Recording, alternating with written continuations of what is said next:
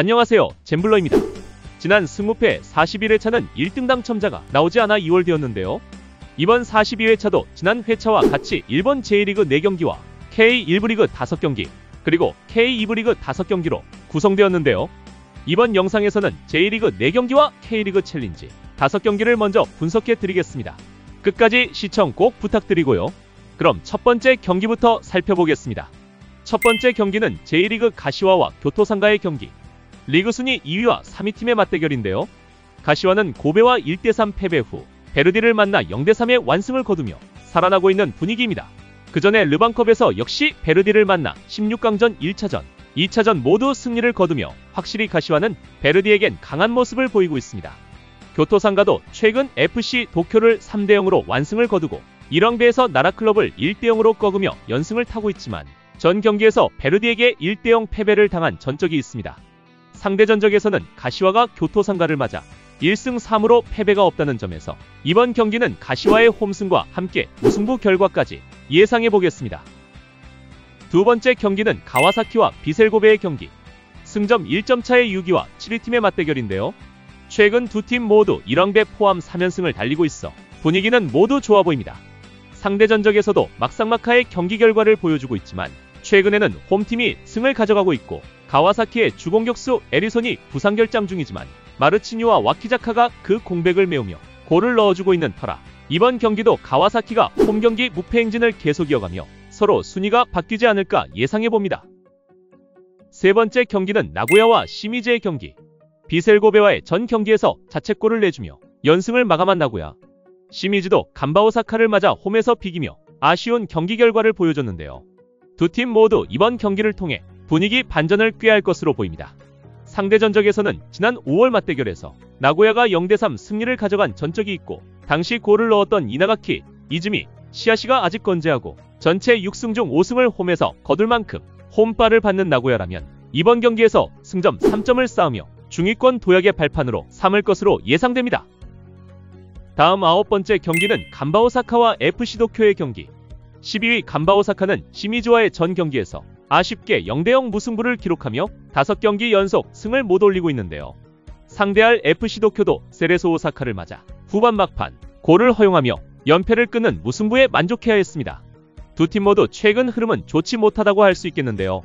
이번 경기를 통해 간만에 승을 가져갈 기회를 얻은 두 팀이라 생각됩니다. 상대 전적에서는 최근 FC 도쿄가 3대0 승을 가져갔지만 경기력 면에서는 비등한 경기였고 그동안 간바오사카가 홈경기에서는 우위를 보이고 있습니다. 전 경기 두 팀 모두 무승부를 기록하고 있고 간바오사카가 홈에서 무가 없었으므로 무승부는 배제하고 홈에서 기록이 좋은 간바오사카의 근소한 승을 예상해보겠습니다. 이상 제1리그 4경기를 살펴보았는데요.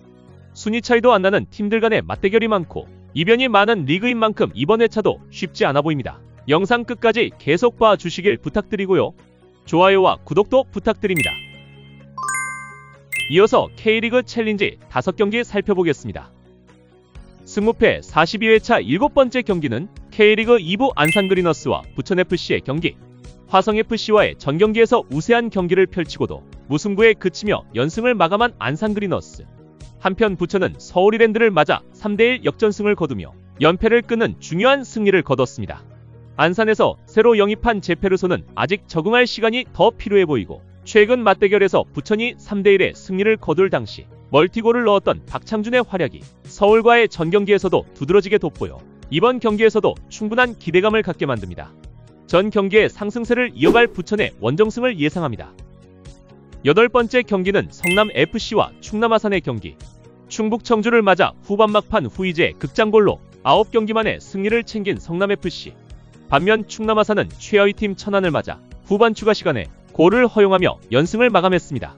최근 상대 전적에서도 앞서고 특히 성남을 상대로 원정에서 오히려 더 많은 골을 넣고 있는 충남아산이기에 이번 경기도 성남을 상대로 승을 거두며 천안에게 패한 분풀이를 하지 않을까 생각됩니다. 충남아산의 원정승을 예상하겠습니다. 12번째 경기는 전남드래곤즈와 김포FC의 경기.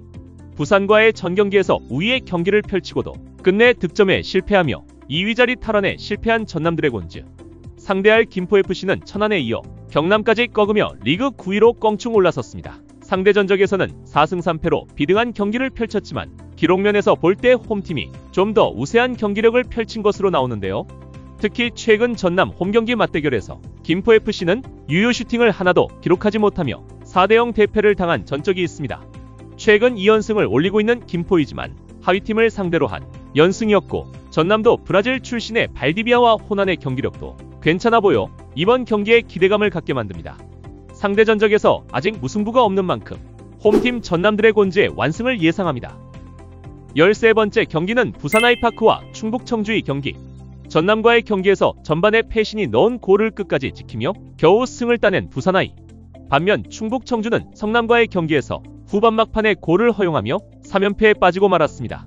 상대 전적에서는 2승 3무 1패로 청주가 약간 우위에 있지만 청주는 최근 5경기에서 2골만 넣는 극심한 골가뭄에 빠져 있습니다. 이런 흐름이라면 충북 청주가 승을 가져오긴 힘들어 보이나 부산이 홈에서 약한 반면 청주는 원정에서 강한 면모가 있는 만큼 두 팀은 이번 경기에서 저득점의 무승부 경기 결과와 함께 홈팀 부산의 한 점 차의 승까지 예상해보겠습니다. 14번째 경기는 경남FC와 수원삼성의 경기. 화성FC에 이어 김포에게 패하며 연패에 빠진 경남FC, 그리고 선두팀 인천과의 경기에서 조금 우위의 경기를 펼치고도 끝내 아쉽게 패하고 만 수원삼성. 두 팀 다 더 이상의 연패를 당하지 않기 위해 전력을 쏟을 것으로 보이는데요. 하지만 상대 전적이나 기록면에서 수원 삼성 쪽으로 무게가 기우는 것은 사실입니다. 하지만 최근 수원이 홈에서 4대0 완승을 거둔 적이 있지만 그 전 3경기에서는 모두 무승부를 기록한 전적이 있습니다. 홈팀 경남이 3연패는 절대 당하지 않겠다는 수비 위주의 끈적함을 보인다면 수원으로서도 답답한 경기를 펼칠 수도 있다는 생각이 듭니다. 수원 삼성의 원정승과 함께 무승부 이변까지 기대해보겠습니다. 이상 J리그 4경기와 K리그 5경기를 살펴보았는데요. 나머지 K1부 리그 5경기는 18일 저녁 19라운드 경기가 끝나는 대로 분석해서 올려드리겠습니다. 구독과 좋아요, 알람까지 설정해 두시면 좀 더 빨리 영상을 보실 수 있습니다. 시청해 주셔서 감사드리고요. 2부 영상에서 뵙겠습니다. 잼블러였습니다.